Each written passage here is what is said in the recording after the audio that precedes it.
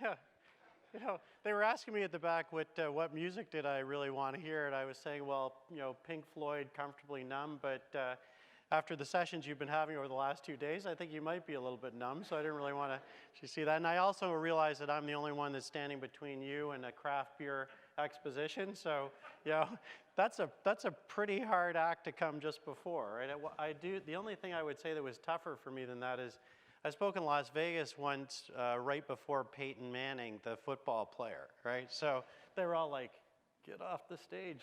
We want to hear Peyton Manning. And he's also bigger than I am too, so it was difficult. So I'm delighted to be able to be in front of you. Thank you very much for having me. I love the video from Senjen on students. And I think that many of you, like myself, are parents, and you see the young people come. They are the future, and to see the great academic capability here in Ottawa is terrific. I would have to tell you I'm a little biased because I've got my eldest son here in second-year software engineering at Carleton, so it's nice to be here and see what you're doing relative to that. So I thought, okay, well, what can I tell you about a big old bank, 150 years old, and this is our 150th anniversary this year. What can I tell you about us and transformation? I thought really, and especially in financial services, we all hear every day there's a new announcement, a press release of things that are changing in the industry, not the least of which was today that Google said that it's going to start taking check deposits and is teaming up with Citibank at the back end of that. So we're in an industry that's changing. Nothing different than the telco industry. So what I thought I could do today is really talk to you about three things. I'm going to talk to you, one, about transformation in a large enterprise. I worked for 28 and a half years at IBM before I came to RBC. So what are the lessons you learn along the way? Because I think that they then are probably and absolutely are applicable to any industry. Second thing is, so what's our technology strategy? We talk about a digitally enabled relationship bank. I just have to correct one thing. I didn't create it. We did. And that partnership between business and tech. But I'll talk about that. And then the third is, so how do we look at these emerging technologies? You've been talking a lot about 5G and technology in the future. How do we look at that? So I'll try and get through that in 30 minutes, and then hopefully have 15 minutes for questions, or if you want, we can just charge the craft beer stand, okay? So, that's what we're going to talk about. Now, when I came to RBC in 2014, I got there at the beginning of the year, that was at the same point that we changed CEOs, and Dave Mackay came in at the same time. And it was important at that point because the bank had a vision that said, we're going to go from what we call a traditional universal bank, 5 businesses, 36 countries, 16 million clients, and we were going to change ourselves to one that was digitally enabled relationship bank. And enabled was the key word because it's not about actually giving up on that personal experience that the great business people that we have, whether it's in wealth management, whether it's in capital markets and investment banking or in our retail banking presence, we couldn't give that up. And we needed to be able to balance and go at the speed that the customers wanted to take us.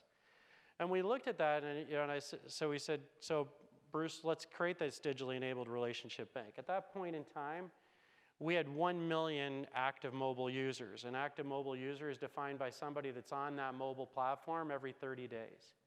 We also had only about 30% of our transactions that actually were being executed digitally, and we needed to change that. And so the question was, okay, so how are you going to do it? And coming in, the first thing you do is you sit there and you say, let's evaluate where we are. And I was in a great position to do that because I didn't have any of the debt or the legacy of having made the decisions. And so, the first lesson I've learned in change is setting the right tone with the team and being really factual about where you sit in the marketplace against your competition, but most importantly, where your clients want to take you. And when we looked at that, we said, technically, we're not where we need to be. We had an aging platform. We had really good, or pretty good, I would say, service delivery, but we weren't investing in the new technologies, whether it was cloud, whether it was data, artificial intelligence, the things that we were going to need to be able to differentiate us in the future. Second is we had been viewed as a technology team to our business as a service provider as opposed to a partner. And a partner means you're in the room together, you're working on what the next capability is, you're talking about the art of the possible, you're dreaming together to position yourself for the future, and we weren't there either. Third, we weren't making big bets, we were making a lot of small bets. So while we spent at that time over $3 billion in technology on an annual basis, we were making a whole bunch of million-dollar bets and not enough big bets. And so we sat there and said, okay, what's our vision of Hawaii, right? And I say Hawaii because everybody wants to go to Hawaii, especially on a cold day today. You have this vision of a beautiful place, it's exciting, it's interesting, and you want to go. So we had to define what does Hawaii look like for us from a client perspective, from a people perspective, our people, and then from an execution perspective. And so we sat down and we defined that, and I will take you through what the strategy was that defined Hawaii in a minute. But we came out and said, look, we know that the shift to digital is going on, but we're avoiding it. And one of those reasons is because momentum is great in some cases, but it can also be your biggest impactor. You know, missing a shift. And when my IBM career, we missed a number of shifts. We missed the mainframe, we missed the internet, and we missed the cloud. Three things that are obvious today, but you know, and certainly in the rearview mirror, like any shift is. But if you're actually, not, you know, but when you're in the moment and you're only focused on today, sometimes you don't get there. So the lessons we came out of that, and what I told the team at that time was that, you know, we're going to go on a journey together. We're going to create an engineering culture. It's going to be fast and it's exciting, and but we're going to work as a team in order to get there. And we're going to go through significant change. And what I was saying underneath the covers to the team was, if you're not up for that change and you don't want to do it, then now is a good time to get off the boat, because we're going to move quickly and we're going to move with speed. So the three lessons I take away when I think about, you know, real transformational change is, number one, you have to have a very realistic view of your competition and your environment that you're in. Don't miss a shift is what I say. And you can identify those shifts. And when you don't miss a shift, it's also don't focus so much on your current profit pools that you're not willing to change everything that you do. The second area of it is leverage the scale and capabilities you have. Those 16 million clients we had to say, we're going to leverage the relationships we have with those 16 million clients and the capabilities that we already drive through the great relationships, as opposed to throwing that all away and trying to reinvent yourself. You can move, but don't throw out what is great. And the third thing is moving with speed and making big bets. And we did all of those things. So when we sat down, we said, okay, so what's our technology strategy to support it? Well, we're going to invest heavily in data and artificial intelligence. We're going to invest in operational excellence. This is primarily in getting, you know, increasing the availability of our systems and the capability that we had. We're going to invest in the cloud and get in there and get that going. We needed to reinvent our development platform. In 2014, we were 0% agile. Today, we're over 37% agile. We needed to move into an agile DevOps type of world and get the tools and capabilities that were there. Fourth, we wanted to create what we call RBC as a service.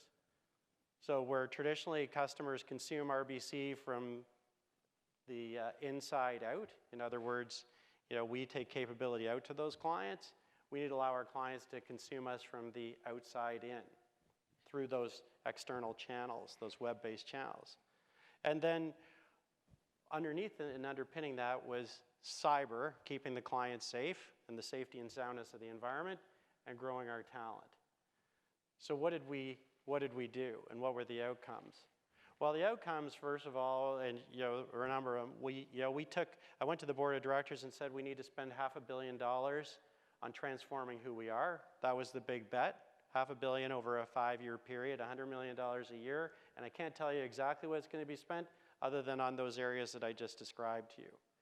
And we're going to change the skill sets of 3,000 of our people out of a team of over 10,000 inside the tech area at RBC, and that's going to be exciting and interesting, but it also meant that we needed to create a student program which today we bring in over 700 students a year through our organization and do a lot of external hires, some from the financial services industry, but a lot from the tech community in order to build the capability and the engine room to get things done. We built a cloud platform, a multi-cloud platform that I'll talk to you about in a second, and we built this DevOps environment, this application development capability that could move in the direction that we needed to go.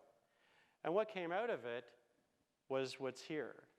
And what's here are a number of not just functions and features in digital. We went from 1 million active mobile clients to today we're at over 4 million active clients, and we're on a compounded annual growth rate of 20%, and those clients are 30% more active, drive a 30% more transaction volume on an annual basis than the ones that aren't. So they're very active clients.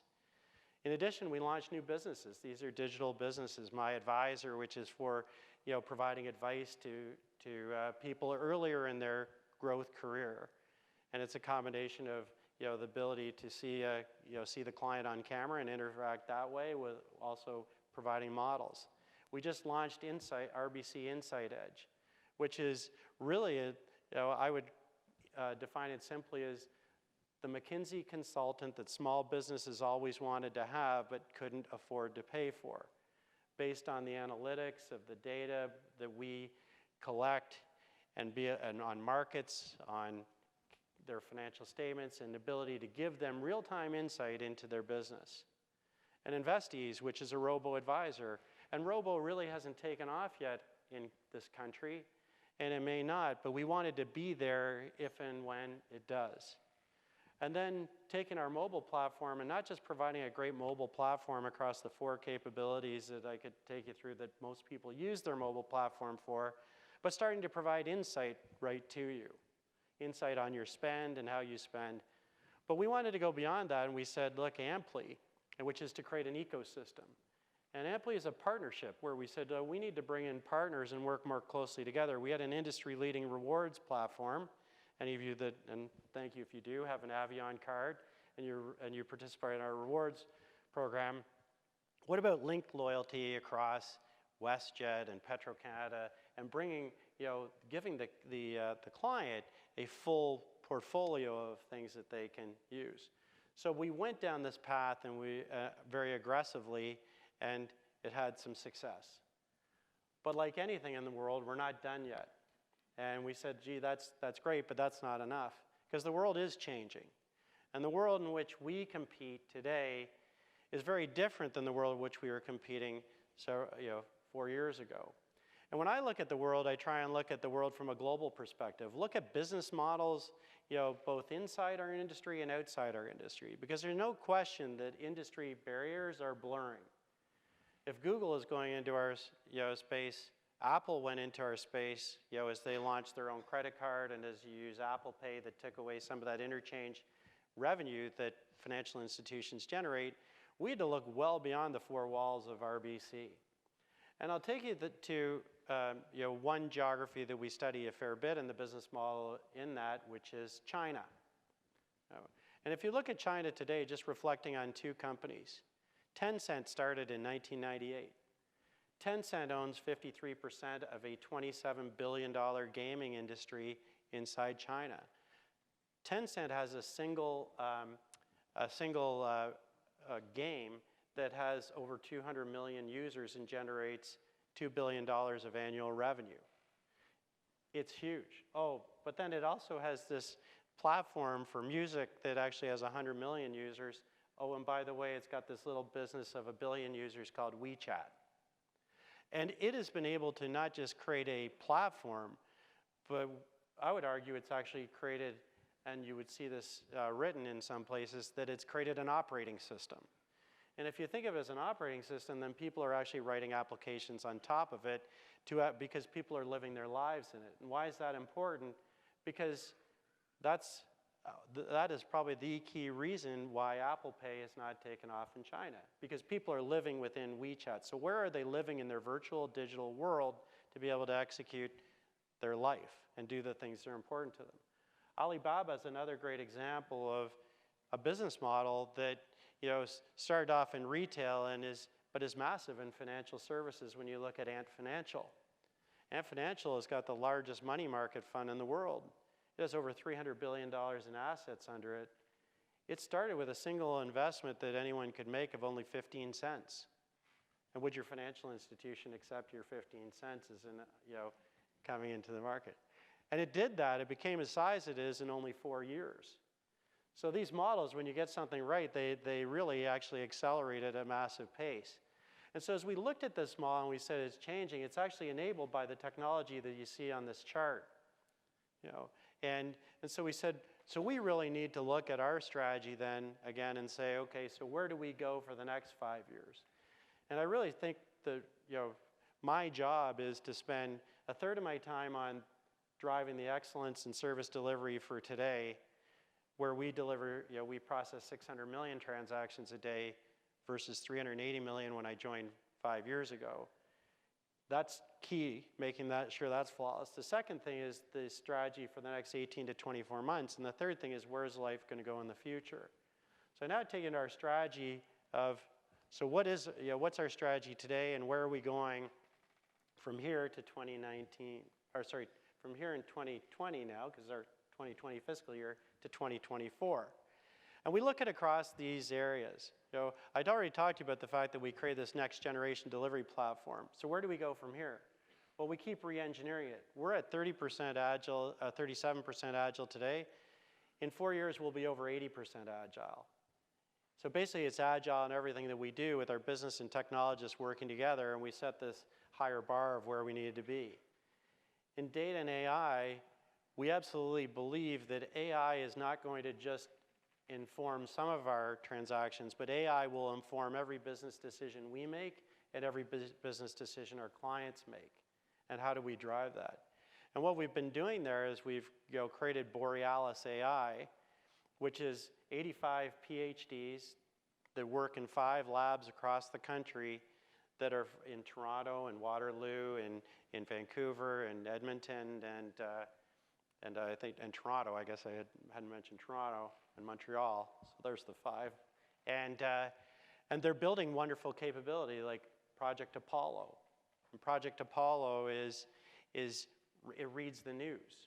It reads the news every day and it individualizes the news and it provides you the insight that you really look for, and it gives you the chance to vote things on or off based on what works or doesn't work, and it gets smarter and smarter for research analysts and for wealth advisors and for potentially for clients.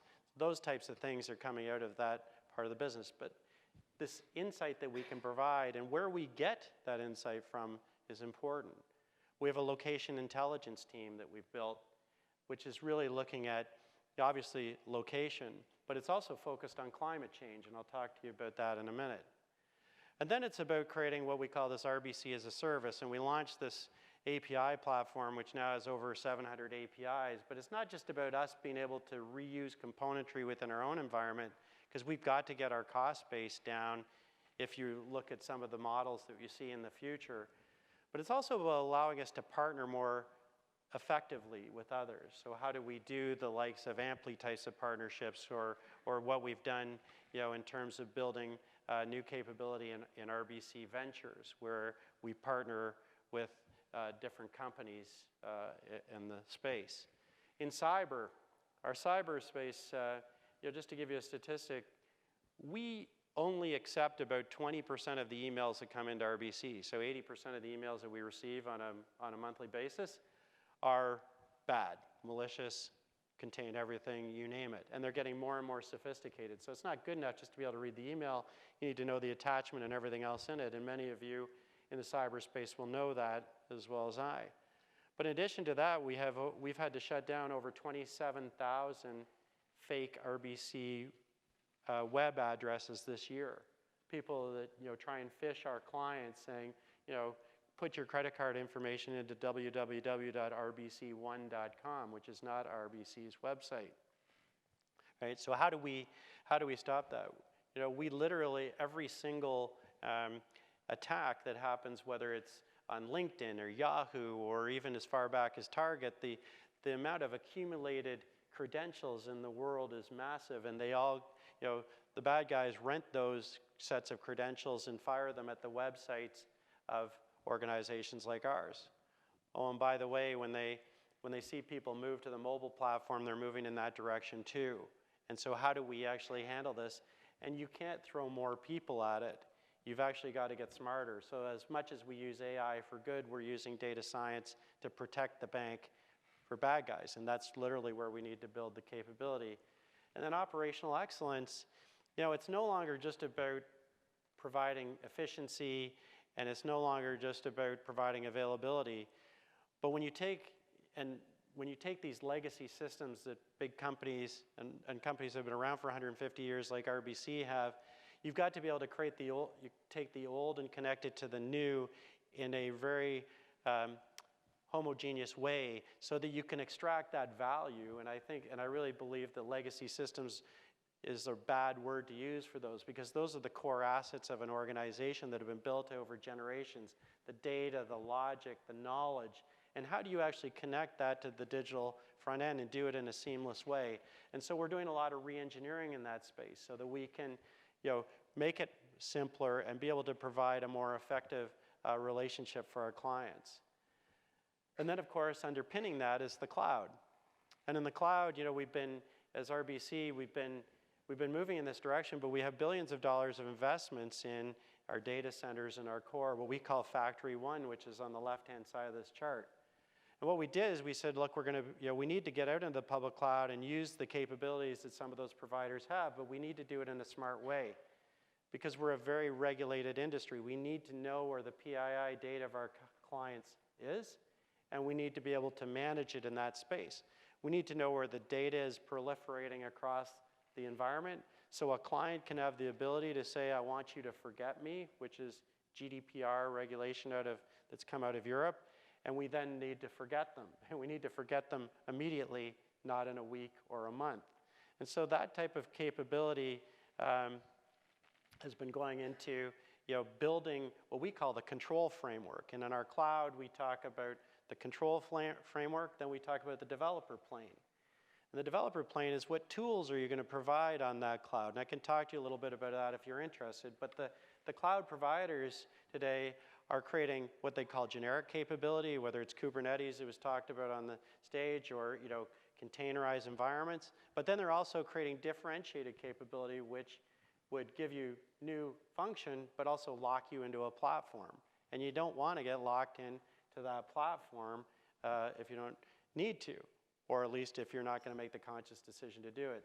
So we have the three platforms, and we ensure that we've had choice on that. So we've got the control platform, we've got the developer platform, we have the data platform, which actually says where is the data, where are we going to manage the data, especially as we're getting it from more and more sources like the IoT. And then obviously the operational platform, which says how do you operate environments that are spread across multiple components of technology, from the mobile phone to the internet to the IoT, et cetera. So that's what we're up to, and I could be happy to talk to you a little bit more about that. But beyond that, we're looking at the future. And this is the third piece of what I said I would talk about, which is really how are we looking at technologies? How are we looking at innovation? And the first thing is, I don't think innovation can be a hobby. And I don't think looking at individual technology components can be something that you do in the side of your desk. So in our innovation, we have innovation labs where we have people working full-time on looking at technology elements and how they'll work. So first of all, on blockchain, we have a wonderful leader. We have a team of about 25 that are working on use cases for blockchain. How can it be used in our environments? And we were one of the first to do testing it with cross-border payments between Canada and the United States. And we don't do a lot of those. It was low volume because the blockchain wasn't really capable of handling those higher volumes. But we've now been able to test it up to 900 TPS. Well, we had to get up to over 900 TPS because on a busy day around Christmas, when people like me are out there throwing money at the problem on December 23rd, we process over 600 transactions per second on that day. I think some of you might be joining me in those pursuits, right? So, but you have to be able to handle those huge volumes, and we've got a team that does that, and we're focused on it. We're really focused on where on AI and data. And what we're focused on is that the data problem for a big organization like ours is that building the data model and the data science around it is critically important. But 80% of the work is in the data preparation.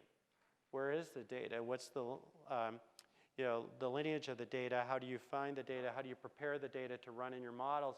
And then how do you ensure that you are able to trace the variables that are going into those models so that when the regulator's asking, what's the efficacy of your data, or rather your models, can you prove it? Can you prove where those elements come from? And again, at scale, not one model or two models, but 10,000 models, especially when you're going to put that into every part of your business. And so we're looking at how does artificial intelligence help us identify processes right through the core of RBC, right from the data, and where it's coming from to where it ends up, and how do we manage that? We're working with research, and we're doing research projects with different institutions, whether it's the University of Waterloo in cyber, whether it's the announcement we recently made with Ryerson in terms of building the cyber capability of the future. We're looking at quantum and how encryption is going to work or not work in the future, and these are some of the areas that we're thinking about. We are thinking about 5G, and it's interesting as you talk about 5G here. We believe that 5G has a promise to help us with a huge number of big data types of problems because of the throughput capability that it has promise for. Security is one of those areas. It's also about providing great augmented reality types of conversations and capability with our clients, and it's also about how we manage the business. You just think about just the amount of throughput that's going through our organization. And as we hit this, what I call this nonlinear digital curve inside our business, we went from 1 million digital clients in 2014 to 4 million really active clients today. We believe that within the next 5 years, it's going to be everybody. Why? You might as well, aim big as to what it's going to be. And we also make ventures investments. So you would have heard of RBC Ventures. We've launched 14 ventures today. They're really focused on what does the client really want? Financials is a root of a lot of the decisions they make. But is a mortgage about a mortgage, or is it about a home buying decision? And so we've teamed up with the likes of Ojo and Smart Reno as an acquisition we made. So we partner in multiple ways, either buying, investing in, or partnering with fintechs and other capability to be able to augment that portfolio. But that's some of the capability that we have. So we have a whole set of capabilities that we bring to the market and where we partner, and obviously Borealis would fit into this. If you think about where we apply AI, we have a great group we call DNA inside our organization, Data and Analytics, and that's the at-scale capability we have. And then Borealis is the research on top of it, where we're not only looking at where the market is today, but we're also inventing, and we're generating patents, and we're working and sharing in open source environments too, the capability that we've provided. Because Borealis is unique in that it's linked very directly to universities, that we have professors from a number of universities across this country working with us, and we want to be able to provide an opportunity for them to give back.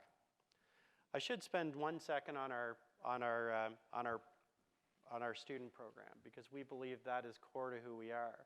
In 2014, we had 0 students effectively. We might have taken 1 or 2 and brought them in, and it was by accident, right? It's like Lou Gerstner said at IBM, innovation doesn't get released, it escapes, right? So we had to say, so we were in a position where we weren't providing enough. We didn't have a strategy around students.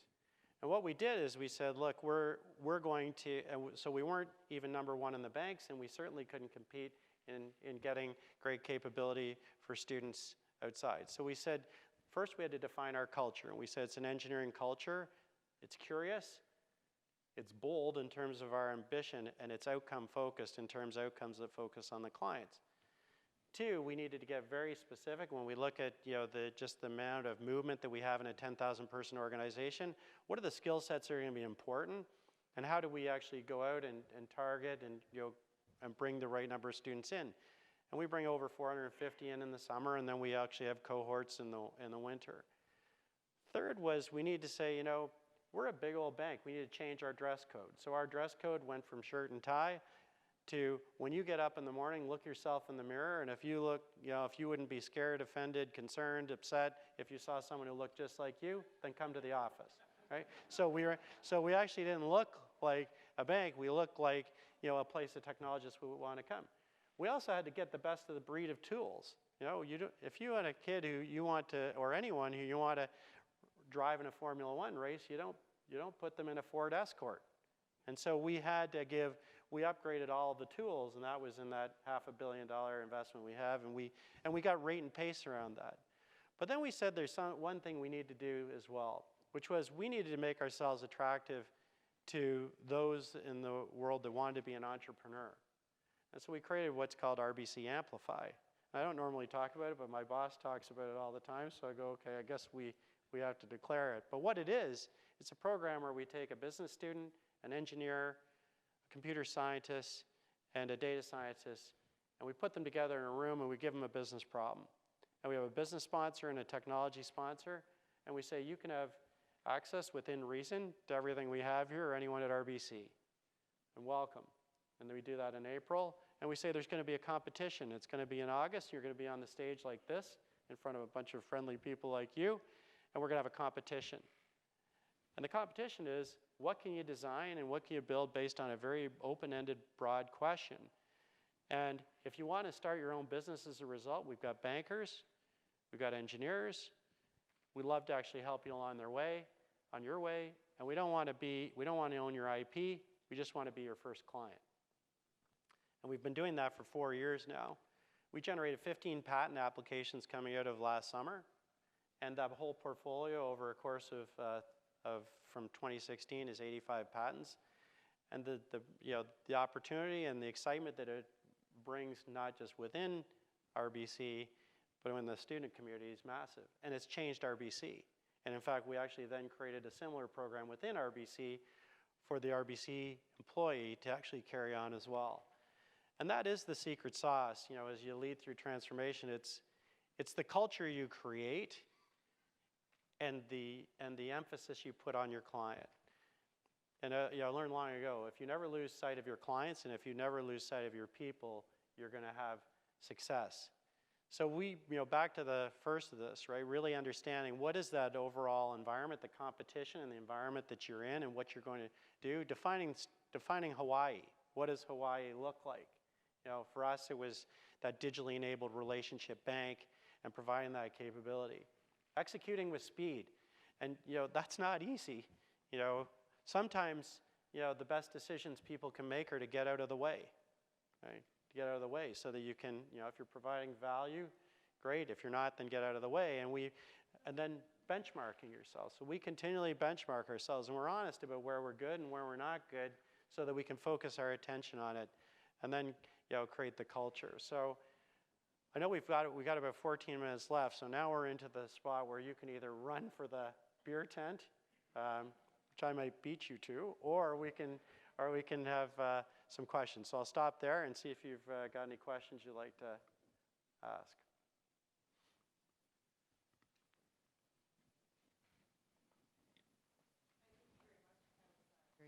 Very great presentation, thanks. So I'm not sure if you were here earlier for the Amy Radin presentation, but she talked about large corporations connecting with innovative groups, and it sounds exactly like what the RBC Amplify program is doing, which is really applaudable, I guess. My question is, what kind of diversity initiatives exist in the Royal Bank, specifically in the technology organization? And if there are some, which I believe there are, how have they benefited that organization? Yeah, so first of all, I wasn't here for Amy's chat. I wish I had been. But diversity in our field, in the technology field, and actually just looking at the audience here, it's reflective of the problem that we have, you know, across this country, but other countries too, in terms of making how do we excite young women to want to be in this technology profession, and how do we move them across? And we do have programs within RBC, but I'd say the first thing is you have to set goals and objectives. And I said recently that one of my own failures that is on an annual basis is that I commit to my boss that my team is going to be 50-50. 50% women, and I refuse to take a smaller target, because if I do, then I'm willing to accept that it's okay not to be 50-50, and that's not okay. And that's difficult when you're in an industry, when you start right back at the education and in schooling, where many of you that are engineers, you would have been a class of, like I was, of 130 male engineers and 20 female engineers. And so what do? Our high school, so we actually started a high school program 2 years ago. We bring in 24 high school students, and it's 50-50. Our program for Amplify that we just did this year, it was 40%. And we tried very hard to make it 50, but it wasn't. It's 40. And I think it'll continue to grow. Our overall student program is just over 40% young women. And so it's not something you can wave a magic wand. You can't go out, and we can't all go out and compete for the same group of women that are in the technology space today and try and get them all into our own organization. You have to start, early on and bring them up, and that's what we're extraordinarily focused on.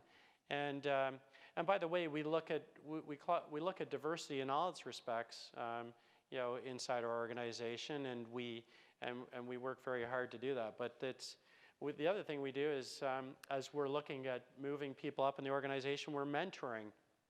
And of course, we mentor skills of young people everywhere, but we have a particular focus on young women as to how we're going to, provide opportunities for them, stretch opportunities, and make them, see how they do.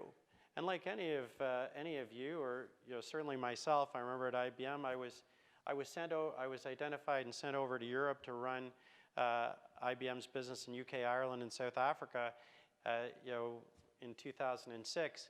And I still, to this day, had no idea why my boss's boss decided to pick me. It was the third largest geography for IBM to go and run, this is in the services space. But someone saw something and picked me out and actually sent me over there, and we make sure that we are doing the same thing. So we have talent days on a regular basis. We have one coming up at the beginning of December to do just that. So those are just a few things we do. I've got a question over here. Hey. Hi. Hi, thanks for the great talk. Actually, a comment and then a question. Just on the diversity thing, I was at a conference a few weeks ago called Be Future. It was put on by this group called the Black Professionals in Tech Network. And it struck me, it's one of these events where you've got a room of 1,000 people that are super smart and looking to get hired. And a couple of the big FIs were there, but not all of them. So just a thought on, there definitely are untapped pools of talent that just go hang out there and you will be able to hire amazing people. My question is, you mentioned APIs earlier. What are you doing around open banking? Yeah, so first of all, on your first point, I would absolutely agree with you. But I think it's one of the things that we do is, and my beliefs is, just putting the RBC shingle up in either a hackathon or a university or any other investment that we make is not good enough. If we're in, we're all in, right? Which means we dedicate people, and we ensure follow-up, and not just follow-up for one event, but on a continuum, and we track and measure it, because what you measure gets results, and what you don't measure, you might get lucky. Open banking.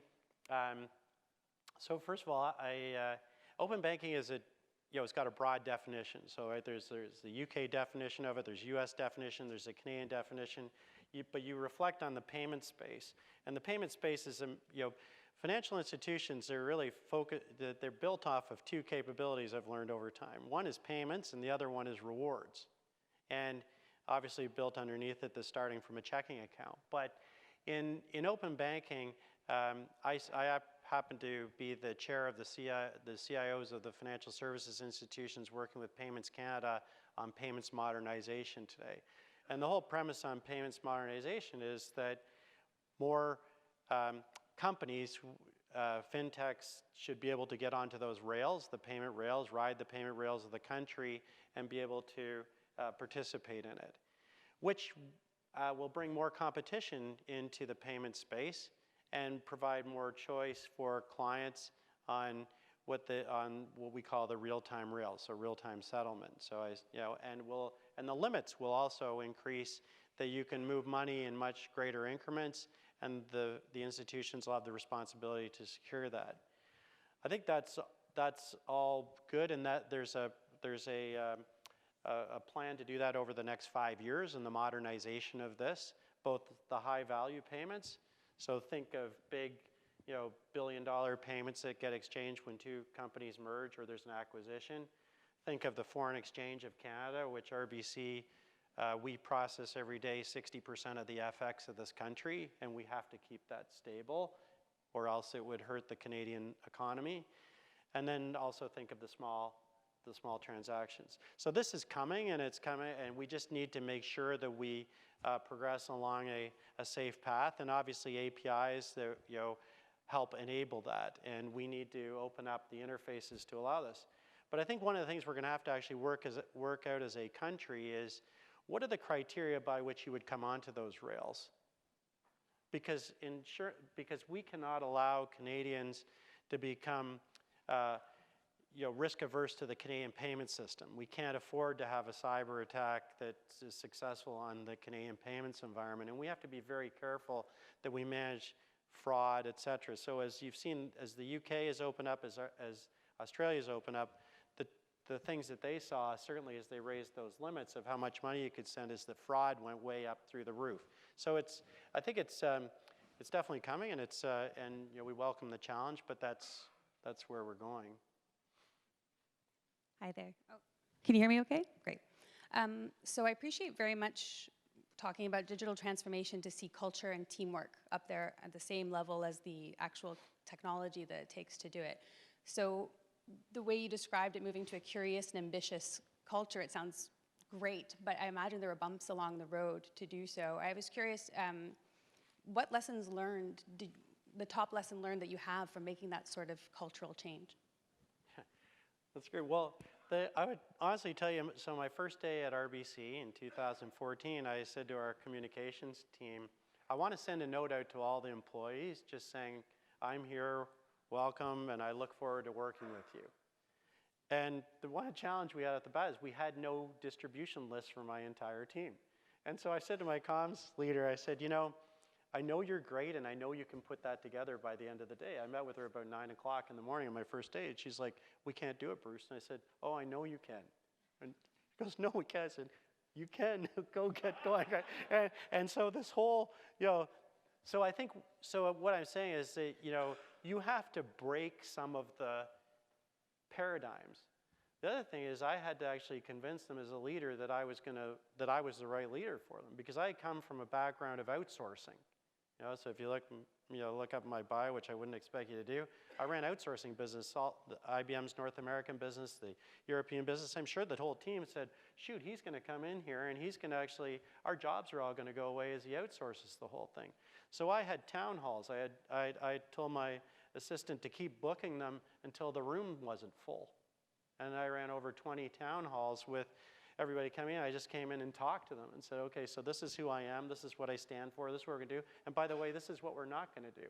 We're not going to outsource this place. I didn't come here to outsource it. We came here to create this digitally enabled relationship bank, and you have to get the team up for the task. And once the team's up for the task, get out of their way. Set the direction to Hawaii for them, set the rules of the road in terms of operations, enable them with the capability, and then get out of to some degree get other people out of the way. We had to change, I'd say 18 months later, 80% of my leadership team was either in a new role or changed, and we created new roles. We created a VP of APIs 3 years ago, and we hired an external person to come and build that platform on an Apogee set of technology. We didn't have any of that. We created a VP of DevOps, we created a VP of Cloud, and the other thing I used to do is, hopefully turn off the video for this, but the head of HR would come to every one of my town halls. And because I used to say things like, you know what, in an organization like ours, you should be able to become a vice president at RBC without having 500 people working for you. This is a meritocracy, not just an organizational count of how many people work for you. And we changed some of that. And you know, it was a lot of things that went along the way, but I would go and make some of those announcements in the town hall because we couldn't no one could move backwards, right? And by the way, when we changed the dress code, we had some people in, different parts of the bank that would phone up and say, Bruce can't do that. Like, you can't do that. Like, we have clients in here, they're coming with ties and everything else on. And so our head of HR said, what do you think I should do, Bruce? And I said, do nothing. If they're not willing to call me, then do nothing. So she did nothing. And then 2 days later, the Canadian Banking changed the dress code in their organization to do the same thing. So like it takes an army, but yeah, sometimes they're hard yards. And so, the other thing I also had to do though is I drove home every night saying, look, this place made $11 billion before I showed up, and if I was gone tomorrow, it'd still make $11 billion. So don't get too high on your horse, right? Hi, my name is Walter. Thanks for that very positive message. In your track of, I guess, intentional innovation, are there any particular techniques like design thinking or others that you use to go through that? Yeah. One of the things we have to do is ensure that one of the biggest problems you have in innovation is knowing when to stop. Right?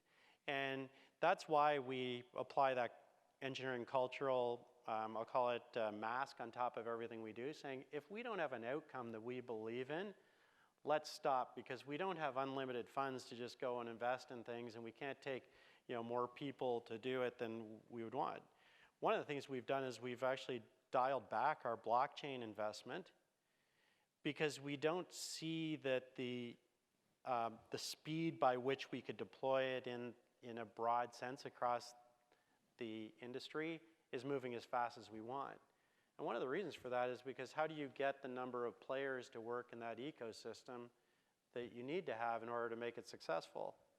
We're doing it with the Canadian Wildlife Fund and things like that, and some unique foundational capabilities. We're doing it with World Bank and in a couple of places in global bond issues. But it really comes down to slowing down if either you don't see the outcome you're on, or if you see that somebody else, especially a technology company, is doing it for you. So our investment in quantum is quite low because we really see that as the people that are going to have to solve that problem is likely the industry, the software industry, the computer industry. Let them do it, but we want to be there to be able to take on the challenge, but we absolutely think they need to do it.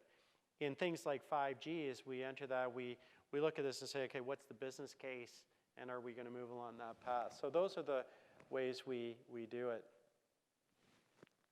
Looks like I'm going to get the hook. I'm like 1 minute and 9 seconds. Okay, do you want no more questions? Okay. Okay.